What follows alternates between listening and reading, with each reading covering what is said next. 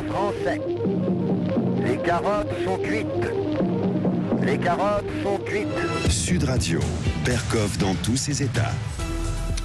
Et nous sommes avec vous, auditeurs de Sud Radio, effectivement, et nous sommes avec le professeur André Grimaldi, avec ce livre passionnant, c'est ce livre collectif Santé Urgence. André Grimaldi, je voudrais vous poser une question d'actualité par rapport à la polémique qu'il y a eu, et justement, et vous en parlez dans votre livre, non pas de cette polémique-là, mais de, effectivement, la science. Vérité ou pas vérité en médecine, la vérité c'est quoi, les fake news c'est quoi, à propos évidemment de l'affaire du Lancet, grande publication scientifique qu'il en est, qui vient d'ailleurs, la rédaction elle-même du Lancet vient de publier une mise en garde en disant nous avons publié cette étude sur l'hydroxychloroquine, mais nous ne sommes pas sur des contenus, donc c'est sous surveillance, elle l'a dit comme ça, ce qui est très rare dans une revue scientifique de ce niveau, et puis évidemment à la polémique provoquée par le protocole Raoult et autres, ça pose la question effectivement pour nous, non scientifiques, patients tous, patients potentiels ou patients réels, vérité non pas en deçà des Pyrénées ou au-delà des Pyrénées, mais alors la vérité en médecine, ça existe ou pas? Oui, ça existe, mais par exemple, je vous donne un exemple simple, découverte de l'insuline, c'est ma spécialité, 1921. 1922, ouais. Premier enfant dans le coma, en train de mourir, on injecte de l'insuline, il guérit de son coma, il sort du coma, ouais. Cette maladie aiguë, subaiguë, mortelle devient une maladie chronique. Je vous donne pas tout à fait un siècle plus tard, mais ouais. Sida, maladie ouais. Subaiguë, mortelle, arrivée des trithérapies 1996, la maladie subaiguë, mortelle devient une maladie chronique. Bon, donc voilà. Donc là, on a, y compris pour l'insuline, pratiquement un seul cas.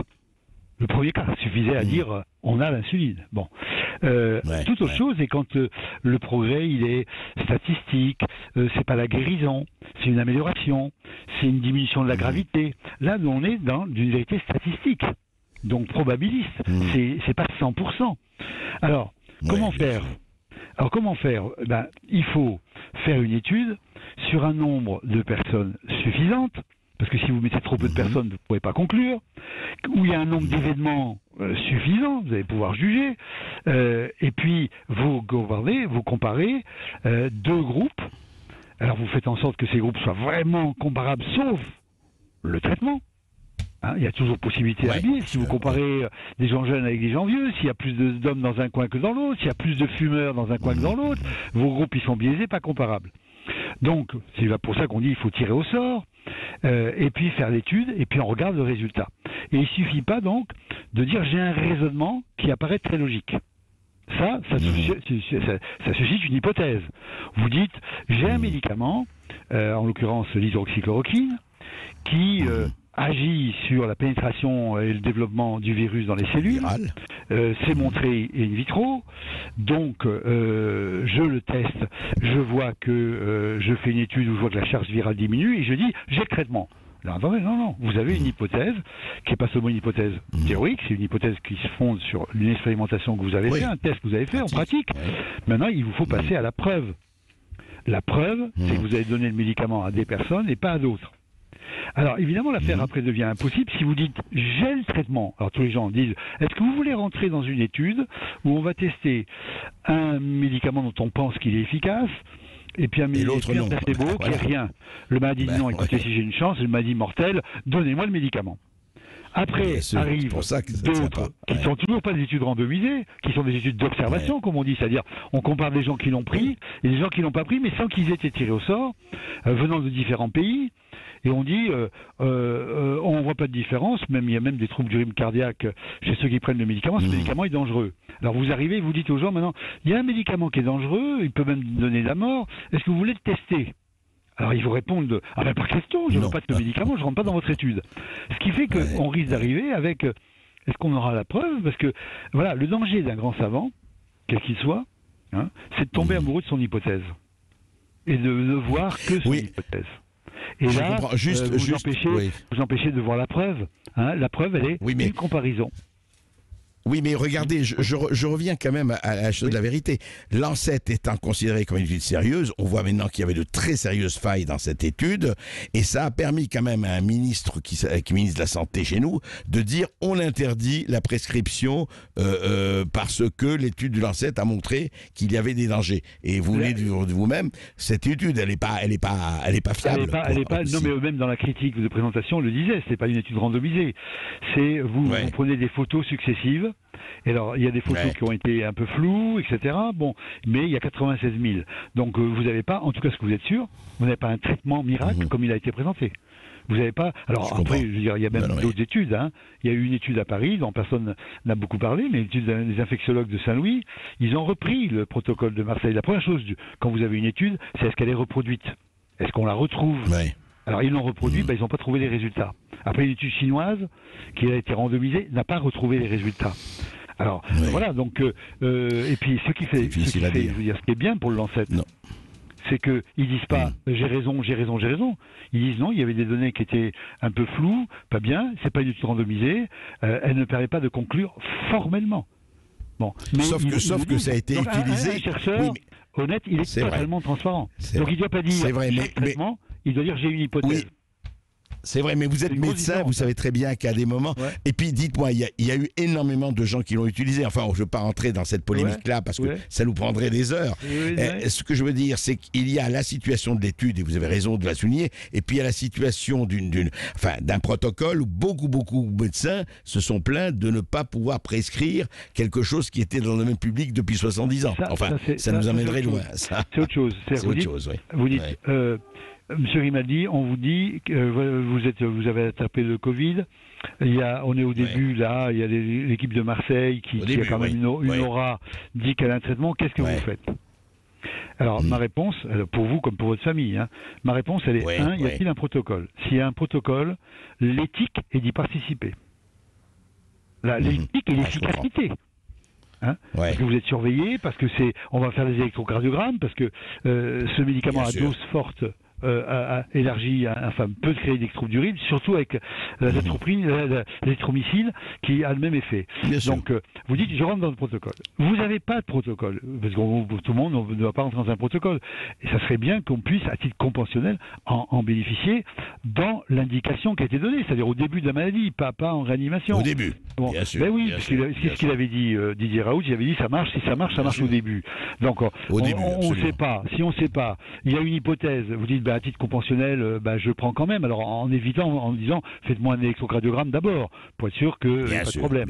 Et en assurant que ce médicament soit disponible pour les gens dont on a la preuve que c'est utile, c'est les lupus et certaines polyarthrites rhumatoïdes, parce qu'eux ont eu l'angoisse de voir que leur pharmacien n'en avait plus.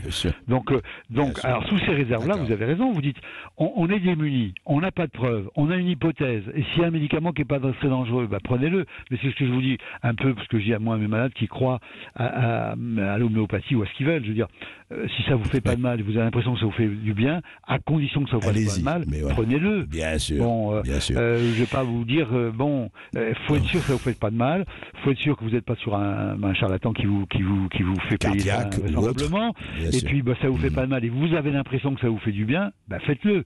Par contre, si vous me dites, la vaccination, j'ai pas envie, je dis, mais c'est pas possible.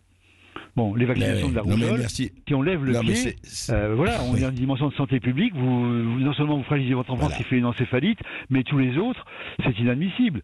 Bon, et les petits leucémiques qui ne peuvent pas être vaccinés, vous n'avez pas le droit de faire ça, vous appartenez à la communauté humaine. Bon, c'est là aussi c'est le serment d'Hippocrate. Je crois qu'on est chacun. Non, on appartient à la communauté humaine. Les médecins aussi. D'ailleurs, vous savez, les médecins quand ils sont malades, ils soignent pas très bien. Donc, ça nous rend modestes. Ils essayent en tout cas. Ils essayent de soigner Merci, professeur. Malades, mais eux-mêmes pas forcément. Merci. Oui, c'est vrai. Merci, professeur. Restez avec nous. Nous allons accueillir les auditeurs de Sud Radio maintenant, qu'on attend et qu'on espère. Jean-Noël nous appelle au 0826 300 300 de Bio sur Sud Radio. Bonjour Jean-Noël. Allô, bonjour Monsieur Berkoff. Bonjour. Tout d'abord, laissez-moi vous dire que lorsqu'on a une certaine conscience de la réalité et que l'on s'inquiète de l'avenir de notre pays, on ne peut que se réjouir de vous retrouver sur les ondes de Sud Radio. Merci. Alors, à l'heure où l'information en France est manipulée, dénaturée, idéologisée à un point tel qu'elle devient de la pure propagande, il existe encore quelques espaces de liberté infiniment précieux. Et votre émission Merci, et on est essaie de les entretenir grâce à vous. Voilà, Merci. c'est ce que je constate chaque jour. Alors, je suis un peu ému, vous l'entendez. Je voudrais revenir sur le futur prévisible, c'est-à-dire le gigantesque scandale sanitaire qui se profile en France et qui éclatera si les gens en place ne parviennent pas à maintenir fermé le couvercle de la marmite qui bouillonne.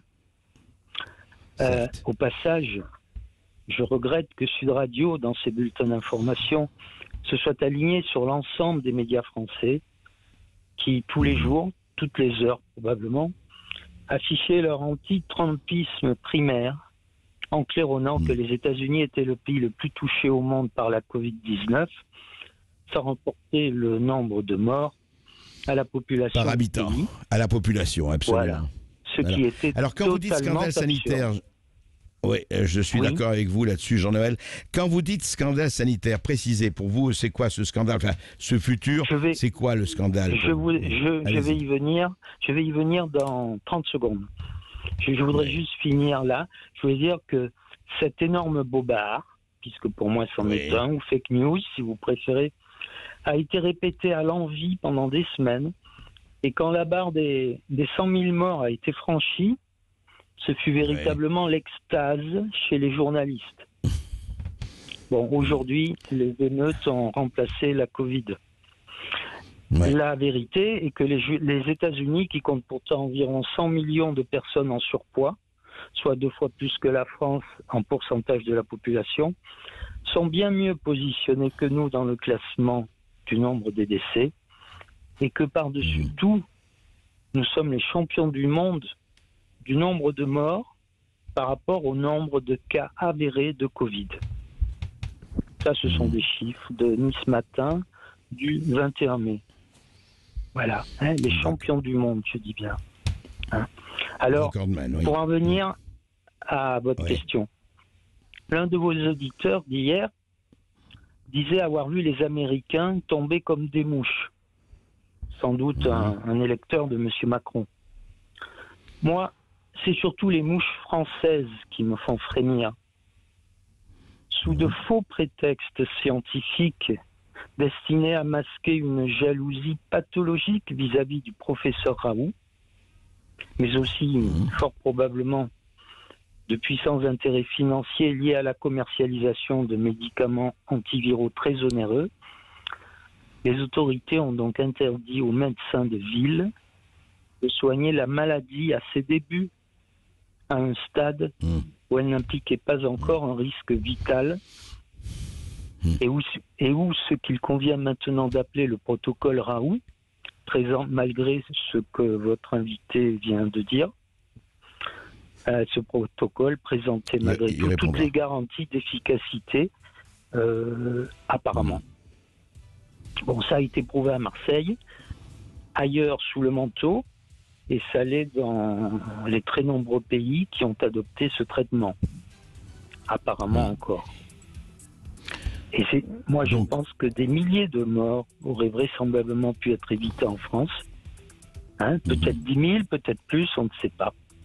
Et que cette seule pensée est absolument insupportable.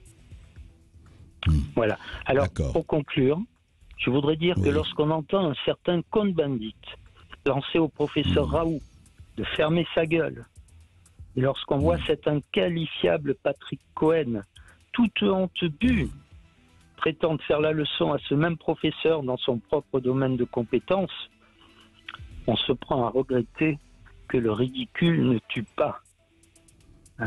Et pour finir, je ne parlerai pas, mais si, je vais en parler, de l'attitude d'Apolline de Malherbe.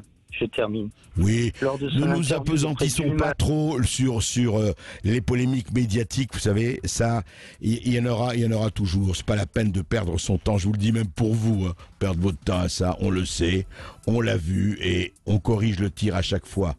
En tout cas, merci pour votre témoignage, votre analyse. Je voudrais en tout cas que le professeur Grimaldi, après juste cette petite pause, Bénéficiez toute l'année de tarifs préférentiels sur les principales opérations d'entretien. Et jusqu'au 30 juin, profitez de 50 € de remise pour les 1000 premiers rendez-vous en ligne. Voir conditions et réseaux participants sur bmw.fr. Ici Sud Radio. Les Français parlent aux Français. Les carottes sont cuites. Les carottes sont cuites. Sud Radio, Berkoff dans tous ses états. oui, nous continuons évidemment notre conversation à notre appel avec les auditeurs et avec le professeur André Grimaldi qui a dirigé avec Frédéric Pierru ce livre passionnant, capital, je le répète, je le dis, santé, urgence. André Grimaldi, quand même, voilà un ressenti de quelqu'un, vous avez entendu Jean-Noël, qui ne comprend pas très bien. Alors effectivement, vous avez très défini ce qui se passe entre ce qu'il faut faire comme étude, les protocoles, la preuve, évidemment, on ne va pas jouer avec la science comme avec un ballon, et en même temps un certain nombre, justement, et vous l'avez dit au début, de scientifiques choisis par le président de la République, de ministres qui disent oui, il faut interdire ci, il faut interdire ça, et le ressenti de milliers de gens comme Jean-Noël. Je peux vous dire qu'à la radio, on en a beaucoup tous les jours qui disent mais attendez, c'est quoi? Est-ce qu'il n'y a pas derrière des conflits d'intérêts? Est-ce qu'il n'y a pas, en tout cas, beaucoup de choses qui font que c'est ressenti comme un combat douteux, comme disait Steinbeck. Oui, mais là, vous avez raison sur un point, c'est qu'il faut séparer complètement la science de la politique. Bon, ça c'est indispensable, parce qu'autrement, il y a une telle défiance sur la politique, alors la science devient également complètement objet de médiatisation, de conflits, de combats. Bon, les politiques devraient se taire devant un problème quand il est purement scientifique. Inversement, c'est pas aux scientifiques de dire s'il faut aller voter ou pas voter, s'il faut confiner, pas confiner, etc. Ils ont à donner des arguments pour, des arguments contre. Une position, une autre position. Je vais vous même dire autre chose. À mon avis, face à une question nouvelle comme cette crise sanitaire, un conseil scientifique doit obligatoirement donner à toute question au moins 2 réponses, avec argument pour, argument contre, pour que les politiques choisissent. Important. Quand il n'y a qu'une réponse, alors le politique ne doit pas en tenir compte. Hein, il ne peut pas y avoir d'unanimité. C'est une question nouvelle. Vous dites qu'un conseil scientifique doit donner une palette de réponses, en tout cas au moins 2 réponses. Au moins 2. On lui demande de donner les arguments pour et les arguments contre. Et puis après, le politique, il assume ses responsabilités, mais il faut bien séparer les choses. Alors, là, qu'est-ce que c'est que la médecine basée sur les preuves? C'est l'idée que quand on veut prouver quelque chose, il faut pouvoir comparer deux lots d'individus qui sont absolument semblables, sauf pour le point que vous voulez comparer. Et on va donc jusqu'à dire il faut un placebo qui ressemble absolument au médicament. Il faut que le malade ne sache pas s'il prend le médicament efficace ou pas, dont on suspecte l'efficacité, dont on teste l'efficacité. Et il faut que le médecin lui-même ne sache pas ce qu'est le médicament que prend le patient. Alors, on ne fait pas ça comme ça pour tout, on le fait à partir d'hypothèses. Et ce que avait dit Raoult, c'est une hypothèse forte, une hypothèse qu'il a depuis longtemps, parce qu'elle avait été testée déjà pour le chikungunya sans réponse. Une hypothèse qui a sa cohérence. Alors, après, le danger, c'est ça. J'ai une hypothèse géniale, il faut que je fonce, parce qu'il n'y a pas que le biais de conflit d'intérêts financiers. Pour les médecins, il y en a un qui est encore plus puissant, c'est le conflit de notoriété.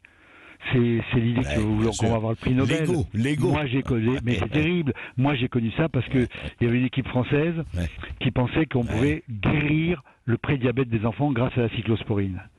Et ils pensaient qu'il y aurait le prix Nobel. Entre eux, c'était terrible de tension, et dans tout le monde, parce qu'ils étaient en train de courir derrière le prix Nobel. Bon, donc là pareil, imaginez que vous avez le traitement. Alors c'est pas Trump qui décerne le prix Nobel. Bon, mais vous dites alors du coup on a connu ça, hein.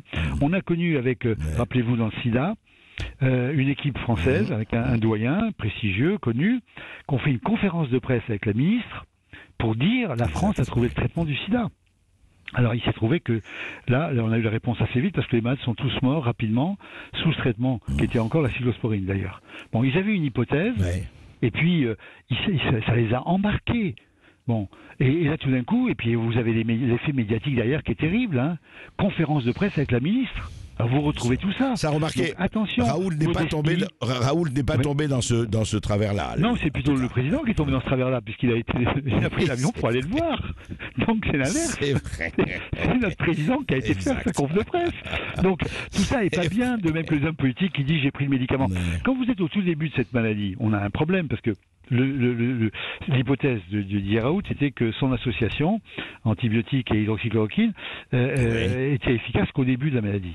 Mais au début de la maladie, vous avez une maladie qui guérit 85% des personnes. Une des perversions de cette maladie, si je puis dire, c'est que c'est une maladie tout à fait bénigne, sauf pour celle qu'elle tue.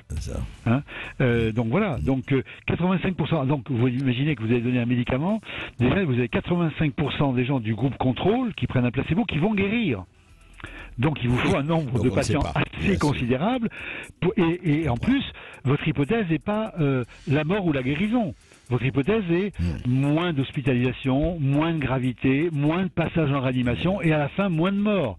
Donc si vous comptez que les morts, ils vous en font encore beaucoup plus.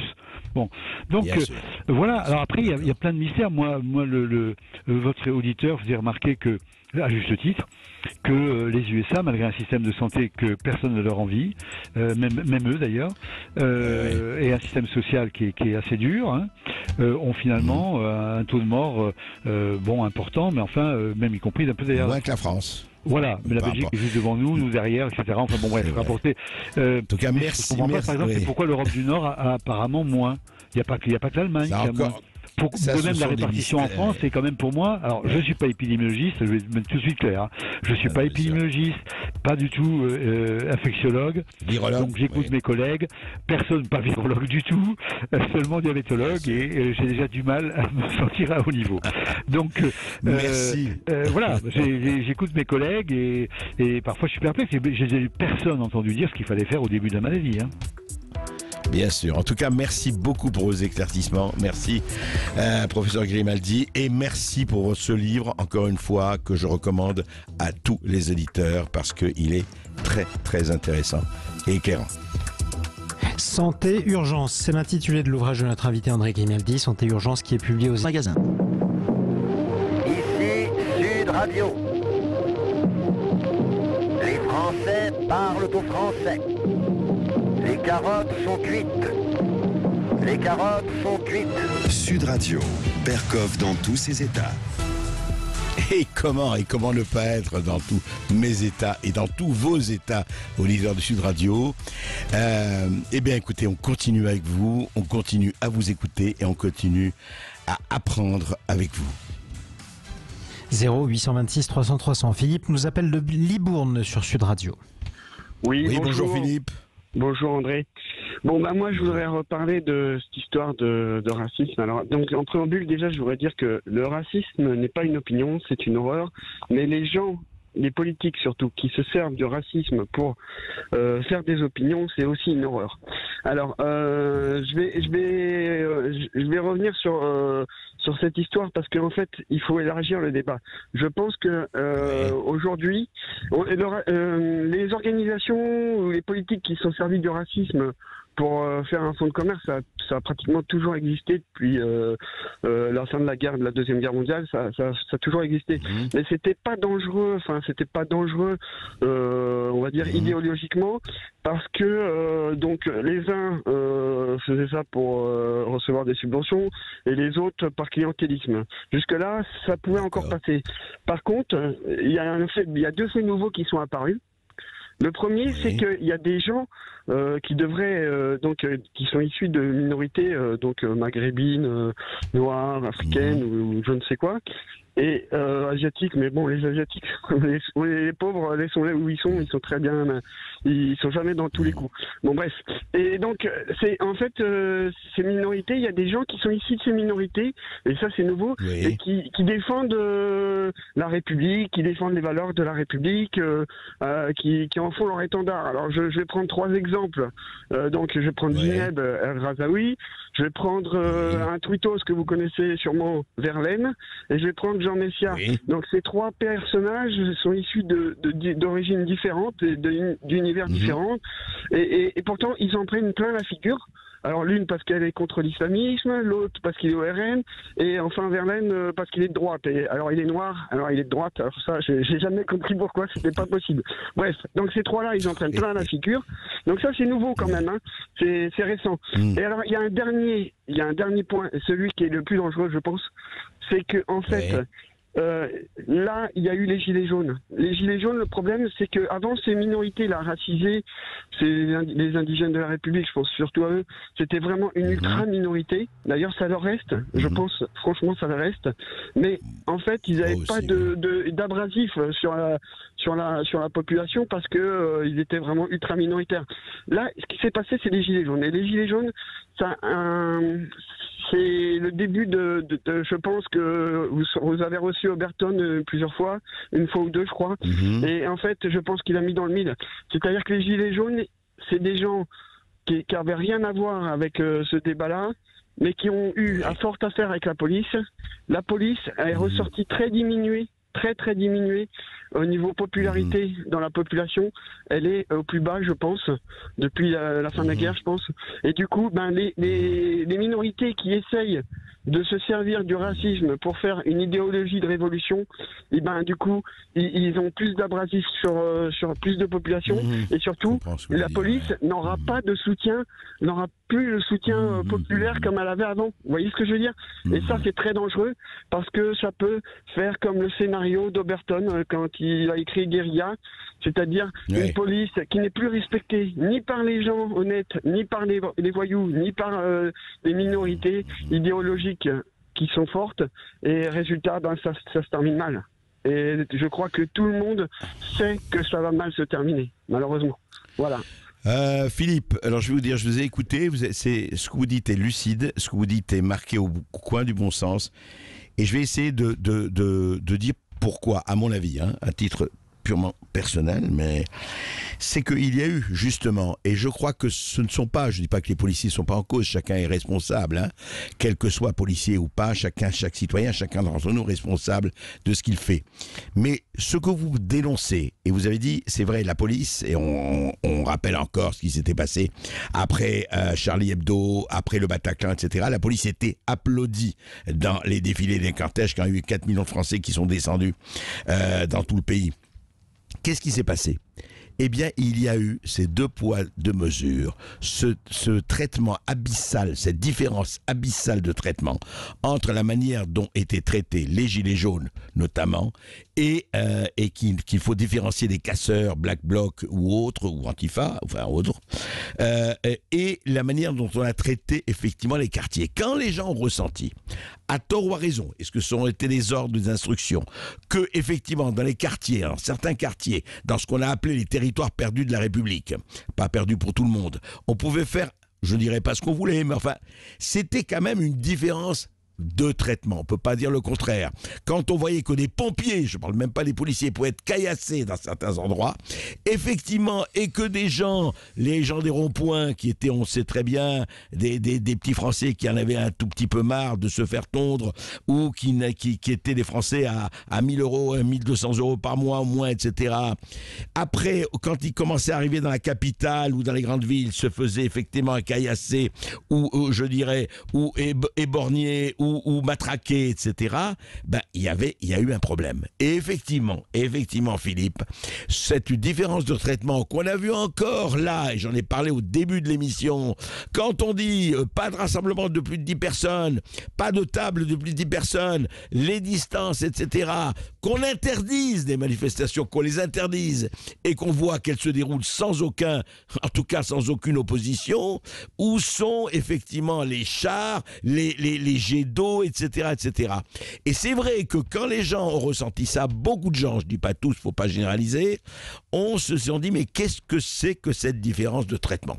Qu'est-ce que c'est que ces deux poids, deux mesures? Pourquoi certains sont traités effectivement avec du LBD 40 et autres, et pourquoi d'autres, c'est pas tout à fait la même chose. Alors, je dis pas, évidemment, ça schématise, tout ça, c'est plus compliqué, mais enfin, il y a eu ce problème.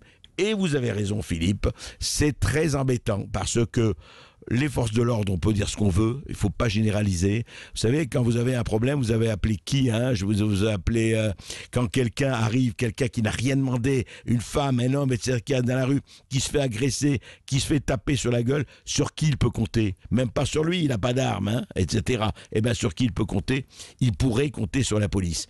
Et c'est un vrai problème. C'est un vrai problème. Il est posé et j'espère qu'il sera effectivement, que ce fossé sera comblé. Sinon, comme vous le dites, on peut arriver à des lendemains qui déchantent. Et qui pourrait le souhaiter? Personne. Jean-Marie. Merci à vous en tout cas Philippe de nous avoir appelé depuis Libourne. 0826 300 300 direction Montpellier. On retrouve Laurent sur Sud Radio. Bonjour, oui, bonjour Laurent. Bonjour André, bonjour à tous. Donc je voulais parler de l'éolien et surtout faire, pour démarrer, dire que comme pour la santé, il faudrait séparer la gestion de l'énergie avec la politique. Parce que la gestion de l'énergie, c'est indispensable, ça n'a rien à voir avec une couleur politique. Vous comprenez bien, pour alimenter la voiture, il faut mettre du pétrole, qu'on soit de droite ou de gauche, on va à la station, ça ne change rien. Donc ça, c'est à séparer comme pour la santé. Ensuite, pour les éoliennes, il y a un très bon site, la Electricity Map, qui vous donne la production électrique en direct. Et là, tout est révélé pour l'aberration, et donc, je pèse mes mots, l'escroquerie en bande organisée de l'éolien. C'est révélé sur ce site parce que vous voyez ce que ça produit à l'instant, c'est-à-dire rien du tout puisqu'il n'y a pas de vent. Nous sommes sous un régime anticyclonique là jusqu'à ce soir où, moi je suis à Montpellier, il n'y a pas de vent, il n'y a rien. Donc là les éoliennes ne tournent pas. Voilà, donc ça c'est à voir. Et je peux même aller beaucoup plus loin avec l'énergie. Alors écoutez bien, là on a parlé beaucoup de racisme ces derniers temps. Et alors le racisme a été créé pour asservir des personnes, c'est-à-dire pour créer l'esclavage. Parce que quand on dit que quelqu'un est un sous-homme, on peut le mettre, l'asservir. Ça c'est facile. Bien sûr, le traiter de tous les noms. Ouais. Exactement. Donc le racisme, ça amène l'esclavage. Et l'esclavage s'arrête quand l'énergie est abondante et stable. D'accord? Donc il me faudrait une demi-heure pour parler de ça, mais en gros, si sur Terre, il n'y avait que des éoliennes, bon, ce n'est pas possible, eh ben, il y aurait à nouveau de l'esclavage, tout simplement. L'esclavage, je comprends. Et oui, parce que l'éolienne. Donc pour vous les éoliennes, c'est l'arnaque. Enfin, c'est vraiment l'arnaque. C'est une escroquerie en bande organisée qui est réelle, mais les Allemands vous le démontrent sur le site. Vous allez le voir. Ils ont une puissance installée en éolienne qui est équivalente à leur puissance installée en charbon et en gaz additionné. Ça veut dire que quand il n'y a pas de vent comme maintenant, ils font tourner leur gaz et leur charbon et un peu de solaire. Ce qui est une folie de mettre du solaire à 50 degrés de latitude nord. Ça n'a pas de sens. Pourquoi pas en Antarctique aussi mettre des panneaux solaires, Bon, enfin bref. Mais l'éolien, c'est un vrai problème et il y a beaucoup d'argent en jeu avec ces nacelles fabriquées en Allemagne et ailleurs. Les Espagnols s'en mangent un peu les doigts là parce qu'ils ont installé autant de centrales à gaz que d'éoliennes, en puissance. Comme l'éolienne ne marche que un quart du temps, il faut bien les 3 autres quarts du temps fonctionner avec autre chose. Donc ils ont des éoliennes de partout avec du béton. N'oublions pas qu'en France, nous avons environ 520 entreprises électro-intensives, c'est-à-dire les pâtes à papier, les verres creux, les cimenteries, l'aluminium, tout ça, toutes ces entreprises ont besoin d'une électricité stable. D'accord? Si vous diminuer le nucléaire ou le charbon on n'en a pas nous, enfin, ou le gaz, eh ben ces entreprises vont avoir un courant qui ne va pas être régulier, qui va être pollué, et qu'est-ce qu'ils vont faire? Il y a plus de 500 entreprises en France qui ont besoin d'une énergie stable. Eh bien oui, l'aluminium, on en fabrique à tour de bras.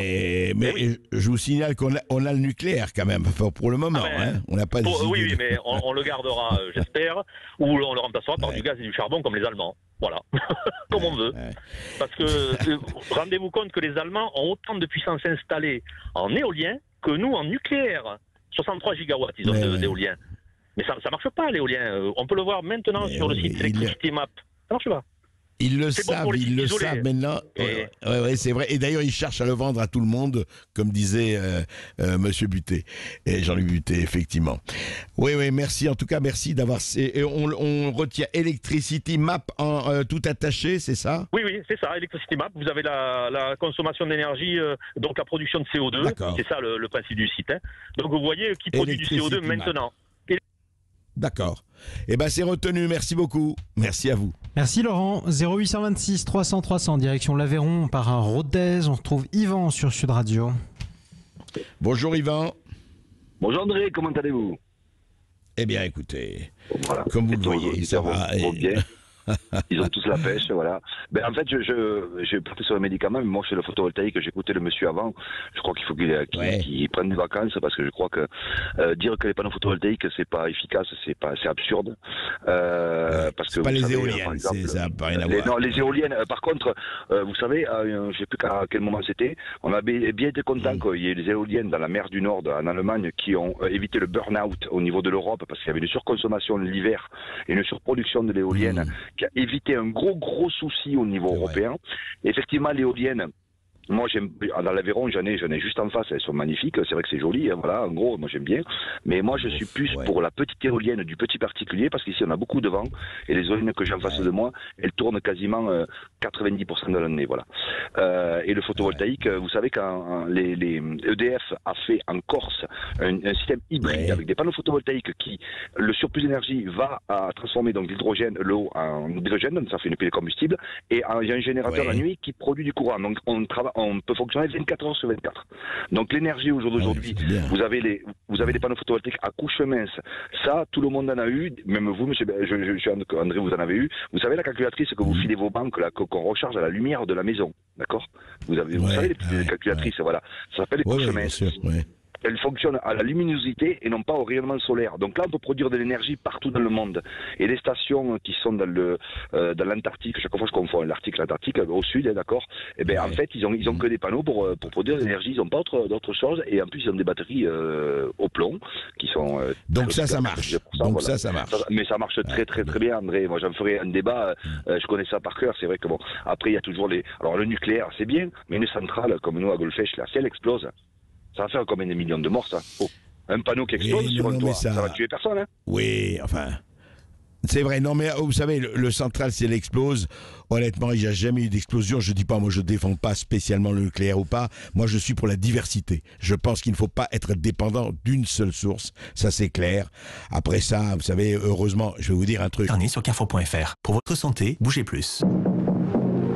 Ici Sud Radio. Les Français parlent au français. Les carottes sont cuites. Les carottes sont cuites. Sud Radio, Berkov dans tous ses états. Et évidemment, avec vous tous, auditeurs, auditrices de Sud Radio, on continue, on parle, on discute, on avance. 0826 303 en direction l'Essonne, on retrouve Maxence sur Sud Radio. Oui, bonjour Maxence. Oui, bonjour. Ah, vous avez... Non, c'est bon, je vous entends bien. Oui, donc moi, je suis venu à propos de cette histoire de chloroquine. Je voulais savoir si vous étiez au courant d'une vidéo qui avait fuité, maintenant je l'ai devant moi, je la date, du 24 avril, qui a été filmée par quelqu'un qui filmait la cargaison, une cargaison qui était venue de Chine, à destination de la France, qui comprenait 70 kilos de chloroquine, et qui était à destination de la pharmacie centrale des armées de la France. Là-dessus, il y avait même un message écrit en français par les Chinois, où il y avait écrit « Unis, nous vaincrons ». Donc c'est vraiment de la chloroquine qui sera livrée à la pharmacie centrale de nos armées. Donc ce qui est quand même fou, c'est qu'on arrête de dire que M. Raoult était un charlatan, que c'est un menteur, etc. Mais par contre, on veut quand même faire livrer de la chloroquine pour nos armées. Alors moi, si je peux me permettre, on va me dire qu'on est complotiste, etc. Mais j'ai envie de dire que d'un côté que le complotisme, c'est vieux comme le monde de la politique. Moi, j'ai l'impression qu'on cherche en fait à bien garder en bonne santé nos soldats, parce que de toute façon, le gouvernement sait que le peuple français, il rogne depuis tout ce temps, et que lorsque ça va sortir et que les gens vont vraiment demander des comptes, je pense qu'ils ont envie quand même d'assurer leurs arrières, le gouvernement, parce que comme ils savent que à chaque fois ils veulent nous mettre profond, si je peux me permettre, ils veulent être sûrs que les soldats, eux, par contre, soient bien de bonne santé. Et alors, même ce qui est fou, c'est qu'on n'arrête pas de demander des preuves à M. Raoult de que son traitement fonctionne, etc. Mais dès qu'il y a une seule étude qui sort, l'étude Lancet, dès le premier jour, le gouvernement dit bon, c'est bon, on interdit la chloroquine en France. J'ai envie de dire, c'est tellement gros comme un éléphant dans un couloir. On voit que le gouvernement se fout de notre gueule, puis après on continue à nous dire qu'il faut une unité nationale derrière notre gouvernement. On peut dire oui, il faut leur faire confiance côté. faut faire confiance un peu, mettez de côté un peu nos querelles, etc. Non, il y a un moment, il faut arrêter de se foutre de notre gueule. Et donc, je voulais savoir si vous étiez au courant de cette vidéo qui avait fuité. Elle est facilement retrouvable sur les réseaux sociaux. Alors, je vais vous répondre, Maxence, et je vais aller plus loin que vous. D'abord, je ne vous suis pas sur le fait que le gouvernement a fourni l'armée pour se protéger. Ça, je ne vous suis pas là-dessus. Enfin, je ne sais pas, mais n'allons pas jusque-là. Mais je vais vous dire une chose sur les chiffres. Alors, moi, je peux vous dire, parce que ça a été corroboré, le gouvernement a acheté une tonne d'hydroxychloroquine pour l'armée. Pas 80 kilos, pas 800 kilos, une tonne. Alors pourquoi, comment, à quel titre, je ne saurais vous le dire, mais je peux vous dire que ce chiffre, une tonne, a été corroboré, a été donné par plusieurs sources d'informations. Alors quand on a demandé pourquoi, on a dit comme ça, voilà, on n'a pas eu de raison. Hein. Mais donc effectivement, si vous voulez, pour ce que vous avez dit, voilà, je peux vous dire que le gouvernement a été très très très généreux en hydroxychloroquine, même si le ministre de la Santé, d'ailleurs c'est très intéressant ça, puisque rappelez-vous que en janvier 2020, Madame Agnès Buzyn, qui se présente au second tour à la mairie de Paris, avait classé ça dans les substances toxiques, même si c'était chloroquine et pas hydroxychloroquine, mais enfin, t'es pas loin, c'est le moins que l'on puisse dire. Et que M. Olivier Véran vient de dire déconseil, absolument interdiction, là, récemment, après la glorieuse étude de The Lancet, eh bien, on peut vous dire qu'entre les deux, l'armée française a acheté une tonne d'hydroxychloroquine. Voilà. Ça, on le sait. Après, pour quelle raison et pour quelle utilisation, je m'en remets à votre sagacité. Merci. Oui, en tout cas, tout ça laisse bien à l'interrogation. Mais excusez-moi, j'étais vraiment pas au courant que le gouvernement était à ce point-là généreux en fait d'acheter de la chloroquine, bien qu'on nous dise en face, par contre, n'en prescrivez pas. On en achète, mais n'en prescrivez pas. Voilà. Et c'est quand même un gros foutage de gueule quand même. Là-dessus, je pense qu'on est tous d'accord. Je pense, oui, aussi. Oui. Allez-y, si vous aviez quelque chose à ajouter. Allez-y, Maxence. J'étais le dernier auditeur, donc je pouvais en profiter pour rebondir sur un autre sujet. Je voudrais parler à propos de ce qui se passe actuellement aux États-Unis, parce que c'est assez affolant. Je pense que ça peut être au courant que c'est limite un peu la guerre civile là-bas, au vu des dégâts qui a été fait par les Antifa et d'autres pillards. Et moi, ce que j'avais envie de dire, c'est à propos de ce mouvement de Black Lives Matter.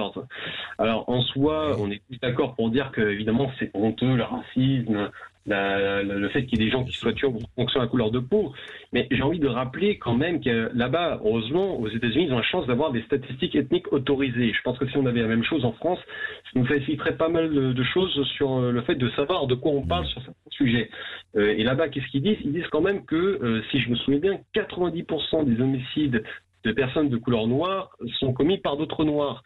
Et donc, qu'est-ce que ça dit ? Ça veut dire, parce qu'on n'entend jamais Black Lives Matter s'indigner, ou alors du coup, moi je ne l'ai pas entendu, je l'ai pas entendu, du fait que des noirs se tuent par d'autres noirs en immense majorité. Donc le fait qu'il y ait un blanc ou deux qui tuent des noirs en faisant couleur peau, c'est évidemment scandaleux, mais le fait qu'on les entend jamais là-dessus me laisse à penser que quand même Black Lives Matter est gangréné idéologiquement, dans le sens où en fait c'est une idéologie, c'est plus une idéologie qu'un combat intègre qu'ils veulent mener, où j'ai l'impression que ça ne fait que accentuer les tensions raciales. Il y a en ce moment pas mal de vidéos qui fuitent en ce moment aux États-Unis, où des blancs se font littéralement agresser par des noirs, des personnes de couleur noire, énervées. Donc j'ai l'impression que Black Lives Matter, bien que le slogan soit beau et juste, tout cela ne sert qu'à aggraver les tensions raciales au lieu de les apaiser. Oui, je voudrais répondre là-dessus. Alors, deux choses. D'abord, non, on n'est pas... rassurez-vous, à mon avis, peut-être je me trompe, mais je ne crois pas. Je ne crois pas du tout que les États-Unis sont au bord de la guerre civile. On l'a très, très souvent dit, mais je ne crois pas que c'est la guerre de sécession et encore moins la guerre civile. Je pense qu'il y a eu de très grosses violences aux États-Unis. Déjà, on le sait, c'est pas nouveau, la tradition de la violence. Et il y a eu des moments où, effectivement, des quartiers entiers sont révoltés. Et donc, je ne pense pas qu'on est là. Maintenant, Black Lives Matter. Moi, je pense que effectivement, ça se défend. Je veux dire, c'est vrai qu'il a une tradition, faut quand même pas oublier, de l'esclavage, et quelle tradition, et quelle histoire, et quelle horreur, mais un peu partout d'ailleurs, et ça continue.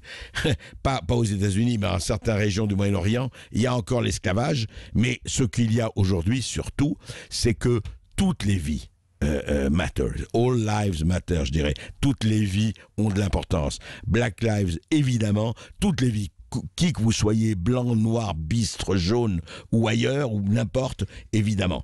Et je crois que effectivement, il y a eu là quelque chose qui à un moment donné avait sa signification, a encore sa signification, mais toujours la même chose, un mouvement, tout régime qui soit, est traversé par des courants différents et des courants qui veulent exploiter la chose pour la violence, pour des motifs politiques, pour des motifs électoraux, et vous avez à chaque fois, comme toujours, des exploitations et des différenciations.